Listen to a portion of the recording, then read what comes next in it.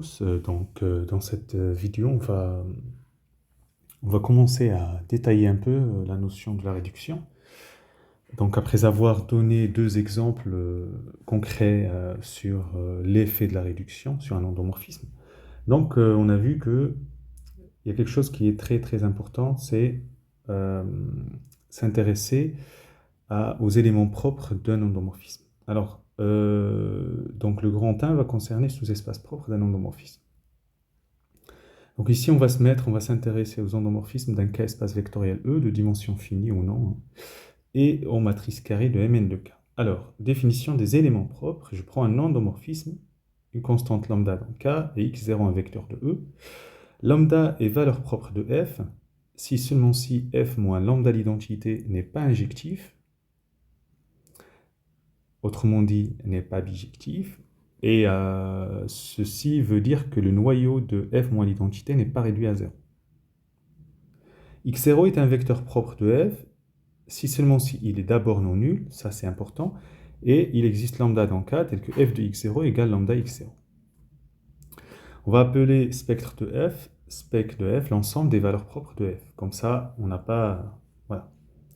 Alors on va définir la notion de sous-espace propre. Donc si lambda est valeur propre de f, alors le sous-espace propre, on le note E, grand E indice lambda de f, c'est le noyau de f moins lambda l'identité, qui est un sous-espace vectoriel de E et non réduit à 0. C'est par définition le sous-espace propre de f associé à la valeur propre lambda. Voilà. C'est un sous-espace parce que c'est le noyau d'une application linéaire, etc. Voilà. Alors, maintenant, regardons certaines remarques. Il se peut qu'un endomorphisme n'ait aucun vecteur propre et aucune valeur propre. Oui, donc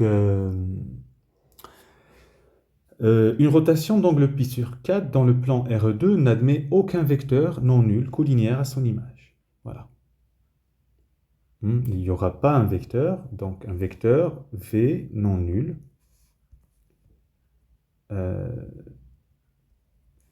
tel que f de V égale lambda V. Ça n'existe pas. Deuxième chose, c'est que si j'ai F et G deux endomorphismes conjugués, c'est-à-dire qu'il existe phi inversible tel que G c'est phi rang F rang phi moins 1, alors F et G ont le même spectre, et si lambda dans le spectre de F, donc le sous-espace propre associé à lambda de G, en fait c'est phi l'image du sous-espace propre de F associé à lambda. Alors on va traduire ça pour une matrice, donc soit M dans Mn de K, lambda dans K, x0 un vecteur de Kn, et soit F l'endomorphisme canoniquement associé à M. Lambda valeur propre de M signifie que F moins lambda identité non injectif, et ça veut dire M moins lambda IN non inversible.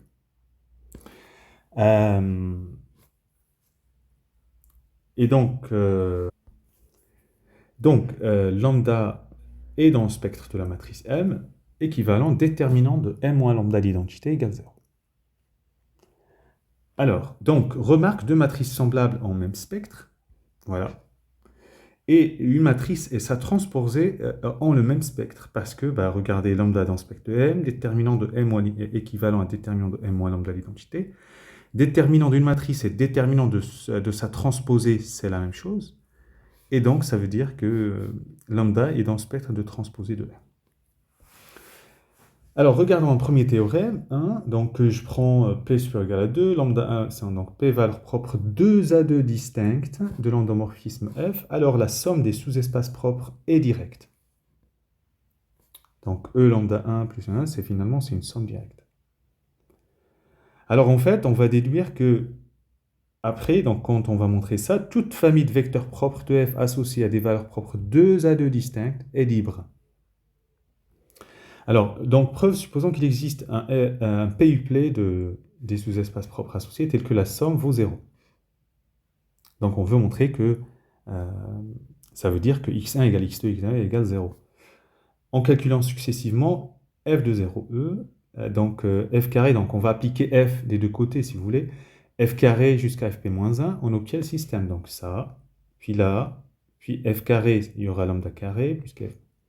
Remarquez là, si je fais l'égalité matrice, etc., il y aura une matrice de Van der Waals, il y aura un déterminant de Van der Waals, etc.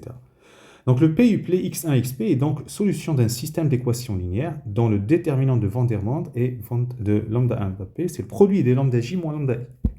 Mais on a supposé les lambda i distincts 2 à 2, donc ce déterminant est non nul, donc c'est un système de Cramer qui a donc une unique solution, c'est le vecteur nul. Donc voilà, la somme est directe. Et on peut dire que toute famille de vecteurs propres de f associés à des valeurs propres 2 à 2 distinctes est libre. Alors technique, lambda égale 0, valeur propre de f, il faut savoir ça, ça veut dire le noyau de f n'est pas réduit à 0. Voilà.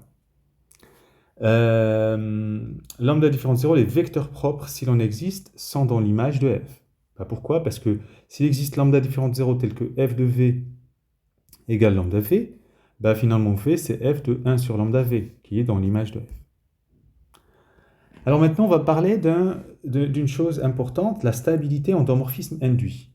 Soit f un endomorphisme de L de E, f un SEV de E, f stable par f, si seulement si l'image de f, grand F par f, est incluse dans f. Très bien. On peut définir alors f tilde, donc c'est un nouveau endomorphisme qui va de f dans f, qui a x associe f de x. Vous voyez? C'est juste f, mais on l'a, si vous voulez, on l'a un petit peu restreint. Mais là, c'est l'endomorphisme induit. Donc f tilde, c'est un endomorphisme de f, et c'est l'endo induit par f, sur grand F. Vous avez un théorème qui dit soit f un endomorphisme de E, f SEV de E stable par f, soit f tilde l'endo induit par f sur grand F, alors le spectre de f tilde est inclus dans le spectre de f, et quel que soit lambda dans le spectre de f tilde, ker de f tilde moins lambda l'identité, c'est ker de f moins lambda l'identité intersecté avec grand F. Bon, on va justifier ça, soit lambda dans spectre de f tilde, il existe un vecteur propre, donc associé non nul, tel que f tilde de x0 égale lambda x0. Mais en même temps, f tilde de x0, c'est f de x0.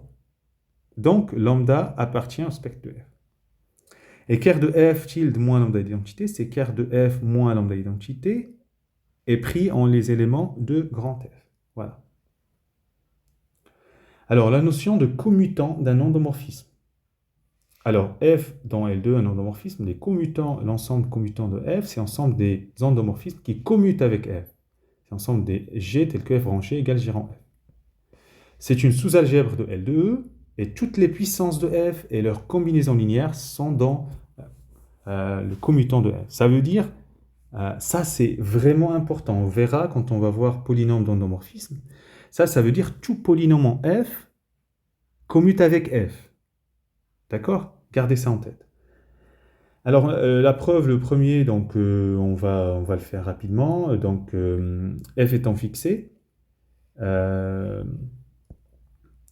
donc, commutant de f et le noyau de l'application linéaire phi f, qui est de L2 dans L2, g associé f rang g moins g rang f. Donc, c'est un sous-espace vectoriel de L2. Donc, identité, elle est dans le commutant, et commutant est stable pour la composition des applications, donc c'est bien une sous-algèbre de L2. Toute puissance de f commute avec f. Il en résulte donc que toute combinaison linéaire de ces puissances appelée polynôme de f, en f. Et on verra ça à la partie de grand 2. On a un théorème, si f dans L de E, g dans le commutant, donc, qui commute avec f, alors l'image de f et ker de f sont stables par g, et en particulier ils sont stables par f. Allez, on va le montrer, soit g dans le commutant de f, donc g commute avec f, je prends y dans image de f, il existe x tel que y égale f de x. Je veux calculer g de y, donc chez g de f de x, ça commute, donc c'est f de g de x, donc ça appartient à l'image de f.